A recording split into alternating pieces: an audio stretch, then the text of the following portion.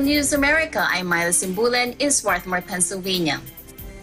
Nurses working in long-term care facilities in Ontario during the early days of the pandemic say they suffer from post-traumatic stress syndrome. In Edmonton, Thomas Likness files this report.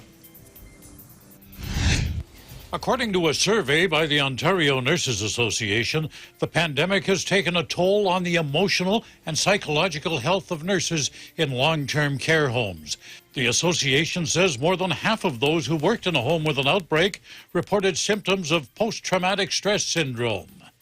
The percentage increases to nearly 61% in homes with a large outbreak. The association surveyed about 3,300 of its members employed in nursing homes about what it was like to work during the first 6 months of the pandemic. Horrible living conditions for residents, staff shortages, and a lack of personal protective equipment were the major problems cited by the nurses. According to the survey, nearly 1/4 of the nurses in nonprofit homes and 42% in for-profit homes reported they had to wear the same mask with both healthy and sick residents. It also noted a majority of the respondents indicated managers told them things like the supply of PPE was an issue, that it was a cost issue, that their use of PPE was wasteful, and using PPE would scare residents and or family members.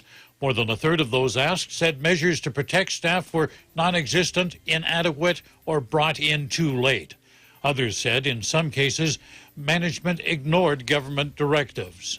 On the issue of finances, 1 out of 5 nurses say they lost income or hours as a result of quarantine and isolation. The report goes on to note that poor conditions have led to a number of nurses changing the way they view their profession and long-term care. The association says this finding is troubling, and it could affect the future of long-term care if we continue to lose nurses through disillusionment and burnout. In Edmonton, Canada, Thomas I. Likness, Eagle News.